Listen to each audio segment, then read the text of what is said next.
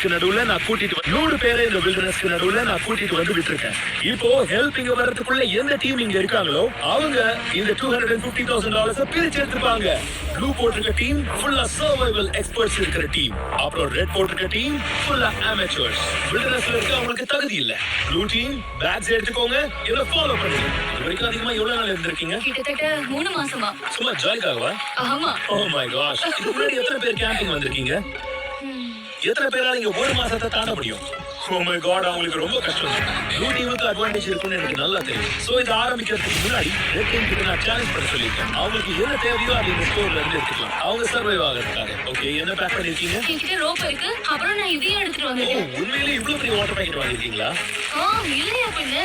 நான் நேரா போய் லைட் அவுட் கொண்டு வந்தேன். ஸ்மார்ட். ஓகே, ப்ளூ டீம் கிட்ட என்ன சொல்லிருக்கோம்னா வெறும் ஒரு பீச் வீடியோல இருப்பீங்கன்னு சொல்லிருக்கோம். எனக்கு என்ன பேக் பண்றதுன்னு தெரியல. எல்லா கிளைமேட்டுக்கு ஏத்த மாதிரி பேக் பண்ணிட்டேன். இதெல்லாம் பார்த்து நான் என்ன நினைச்சேன்? ஷெல்டருக்காக நம்ம ரொம்ப சிம்பிளா கட்ட போறோம். அதோட இன்ஸ்டாலேஷன் ரொம்பவே சிம்பிளா இருந்தா மட்டும் போதும். இந்த ஸ்கில்ஸ் எல்லாத்தையும் நான் பல வருஷங்களா பிராக்டிஸ் பண்ணிக்கிட்டு இருக்கேன். ஆனா எனக்கு 10 பேர் இருக்க ஒரு டீம் தேவைப்படுது. சோ நீங்க தான் பில்ட் பண்ண போறீங்க. அதுதான் நமக்கு பெட்டரா இருக்கும். ஒரு எக்ஸ்டென்ட் எடுத்துட்டு வந்திருக்கேன். நல்லவேளை நானே ஒரு 5 ஃபீட் தான் இருப்பேன். இந்த டீம்ல இவ்வளவு இருந்தும் கூட உங்களால ப்ளூ டீம் தோற்கடிக்க முடியும்னு நினைக்கிறீங்களா? அவங்க ப்ரொஃபஷனலா இருந்தாலும் எங்களுக்கு பிரச்சனை இல்லை. நாங்க ப்ரொஃபஷனல்ஸ் தான். ஓகே, சரி. நான் படத்துல பார்த்தது ஏதோ பண்ணிட்டு இருக்கேன். இவங்க எல்லாத்தையும் ஒரு ஃபன்னுக்காக பண்றவங்க. நீங்க எவ்வளவு நாள் இருக்க போறீங்க? எல்லா நாளும் என்னோட நான் கிறிஸ்மஸ் வரைக்கும் கூட இருப்பேன். அவங்களோட ஹாபியே இந்த மாதிரி இடத்துல எல்லாம் கஷ்டப்படுறதுதான். Good night. அவங்க எல்லாரும் இருந்த அந்த முதல் ராத்திரி ரெட் டீமோட அட்வான்டேஜ் ப்ளூ டீமுக்கு எல்லா விஷயத்தையும் ரொம்ப ஈஸியாக்கி விட்டது மாதிரி இருந்தது. ஆனா எக்ஸ்பர்ட் டீம்ஸ்க்கு அப்படி அமையல. அந்த கிளைமேட்ல அவங்க தூங்குறதுக்கே ரொம்ப கஷ்டப்பட்டாங்க. நான் ரொம்ப டயர்டா இருக்கேன், டீஹைட்ரேட்டடாவும் இருக்கேன். நான் ஏன் இங்க வந்தேனே தெரியல. ये ऑफिस का काम करते करते थक चुका हूँ मैं. क्या बनाऊँ?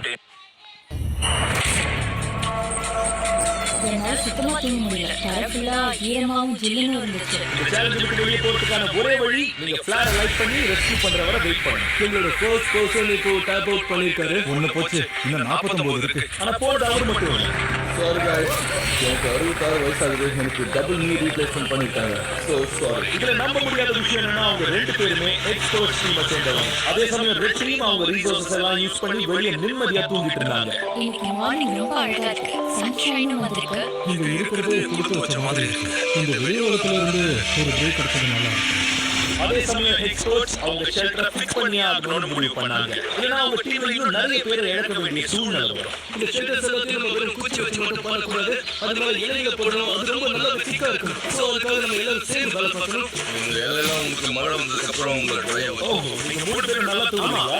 யா, உங்களோட போட் ரொம்ப பெருசா இருக்கு. இது மழை தாங்கும்னு நினைக்கிறீங்களா? இங்க இருந்து பாத்துருவோம். எங்க ஷெல்டரை நாங்களே உருவாக்க போறோம். அதை வச்சுதான் இந்த மழையில இருந்து நாங்க தப்பிக்க போறோம். எங்க போனை பத்திரமா வச்சுக்கிறதுக்காக இது பண்றோம். நீங்க கட்டிங்க. யா அப்ப அடுத்த வாட்டி வீடியோ எடுக்கும்போது பாயிண்ட்ஸ் எடுக்கலாம். சரியா? தெரியும். தேவையான கால் பண்ணுங்க.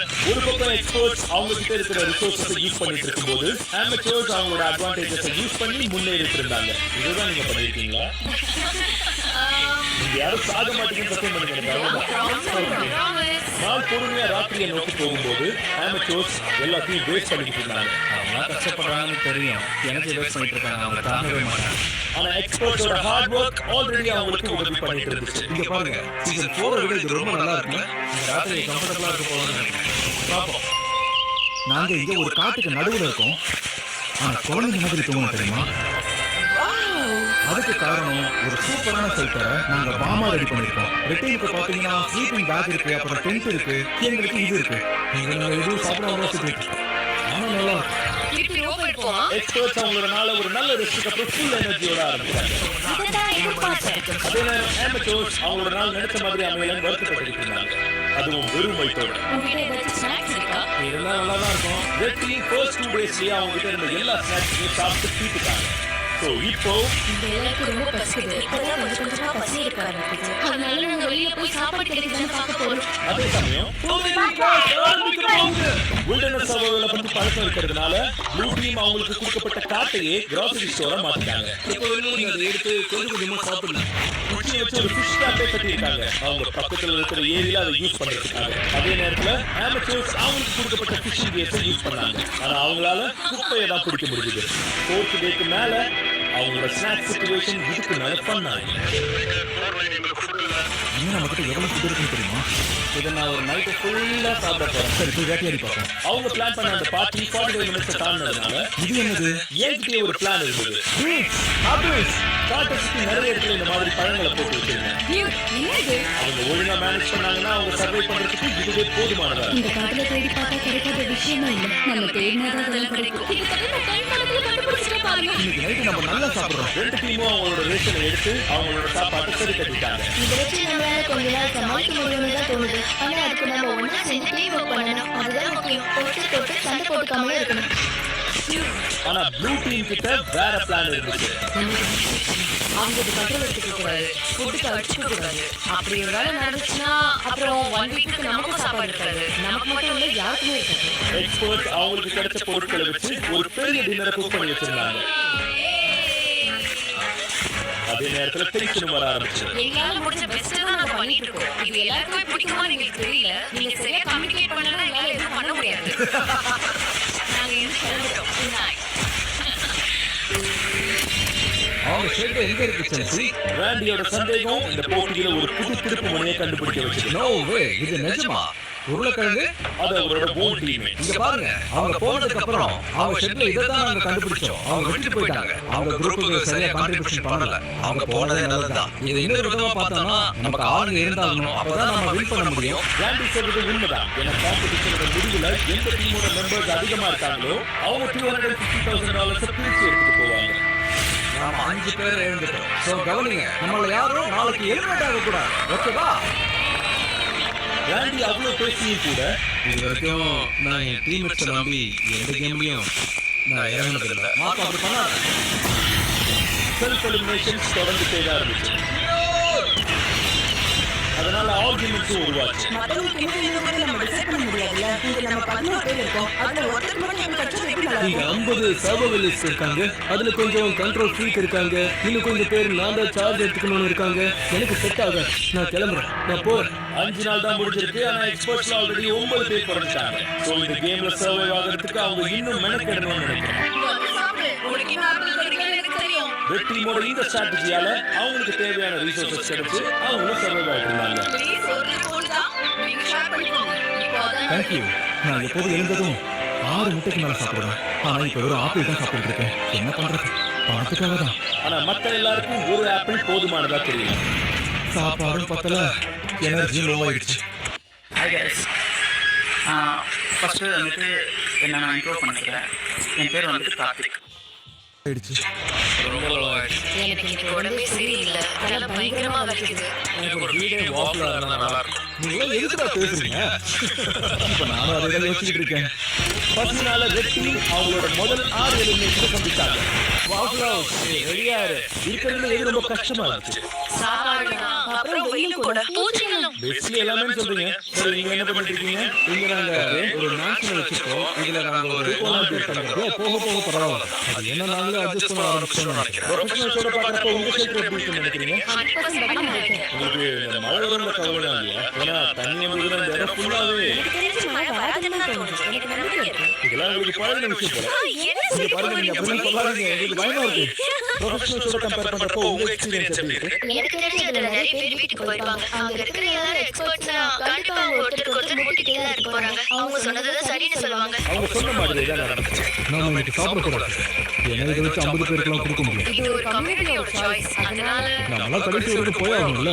அதனால இதை விட இன்னும் நம்ம கொஞ்சம் அதிகமாக தான் பொறுத்துட்டு இருக்கோம். கம்ஃபர்ட்லாம் எதிர்பார்க்க கூடாது. இதெல்லாம் இப்படிதான் இருக்கும். எலிமினேஷன் தொடர்ந்து 2 டீம் கிட்ட இருந்து வந்துட்டே இருந்துச்சு. நான் உங்க எல்லாருக்கும் சேர்த்து மொத்தமா சாப்பிட்டுறேன். எலிமினேஷனை நிப்பாட்டுறதுக்காக அடுத்த நாள் காலையில ரெட் டீமோட ஷெஃப் பிரெட்னி பிரேக்ஃபாஸ்ட்ல அவங்க திறமையை காட்ட ஆரம்பிச்சாங்க. வந்து எடுத்துக்கோ. Oh no. Sorry guys. அவங்க கொடுத்த ஃபுட் ரிவ்யூ நல்லா இல்ல. அவ்வளவு நல்லா இல்ல. பட்னியா கூட இருந்துட்டேன். என்னால இதை சாப்பிட முடியாது. எனக்கு வீட்டுக்கு போகணும். Exactly girlfriend.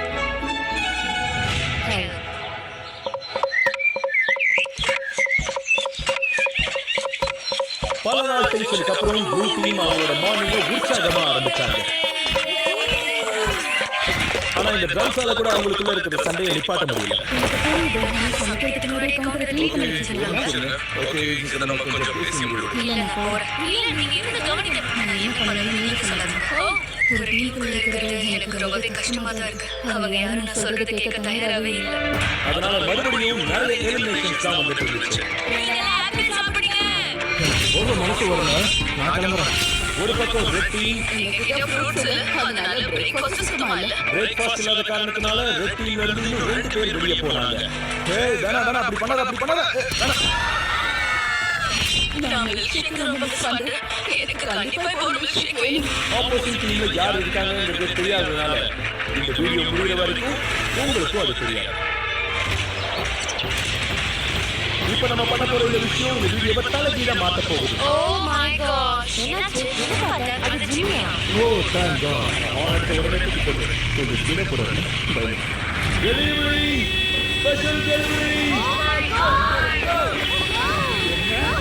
ஓ காஷ். இப்ப நேரா ப்ரொஃபஷனல்ஸ் கிட்ட போவோம். ஏய் அது ஜிம்மியோட ஹேக் தான். ஆமா. சாப்பிட வந்து வராங்களா? எவ்ரிபடி.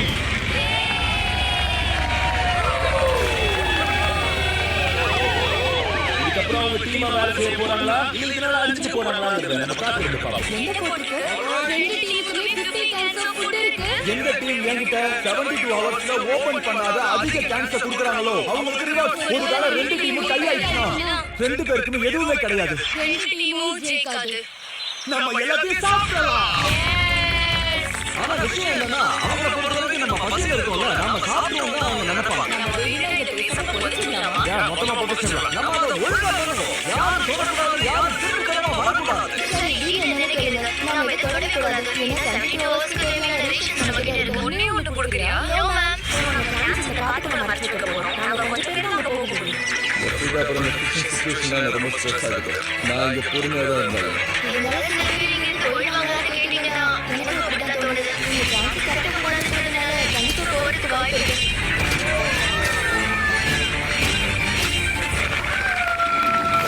சூரியன் வந்துருச்சு. டேய், இன்னைக்கு நானும் நல்லபடியா தான் இருக்கு. நான் காட்டுறேன் பாரு. சூரியனும் கொஞ்சம் மறைச்சு போயிருக்கு. ஸோ இந்த பழைய சாக்குகள் நாங்கள் கண்டுபிடிச்சோம். அதனால இப்போதைக்கு அவங்க கொஞ்சம் எனர்ஜெட்டிக்கா இருக்காங்க. கொஞ்சம் சாப்பாடும் வெதர்ல ஒரு சின்ன மாற்றமும் வில் பவருக்கு இவ்வளவு ஒரு பெரிய மாற்றத்தை கொண்டு வருவாங்கிறது ஆச்சரியமா இருக்கு. ஆனா ப்ளூ டீமுக்கு அப்படி ஒண்ணுமே அமையல. இந்த பாய்சனையும் கொஞ்சம் கொஞ்சமா பரவிக்கிட்டே கடவுளே பசி சாகுது. டேய் நான் ஒரு டிராப்ல மாட்டல. எனக்கு இருக்கிற பசியில நான் டூத் பேஸ்ட் சாப்பிட போறேன். அந்த கேரட் ஃபுட் நல்லா இருக்குங்க. உண்மையை சொல்லணும்னா எனக்கு தோணி எடுத்து சாப்பிட்டு போனா இருந்துட்டேன். 50 கேரட் அது நினைச்சாலே செம்மையா இருக்கு. நான் ஒரு ப்ராடக்ட் பார்த்தேன். அது வெப்சைட்ல தான் இருக்கு. பார்த்தோம் நான் பிடிச்சே நினைச்சேன். ஆனால் கொஞ்சம் அசையா இருந்துச்சுனோ உடனே திரும்பி யாரும்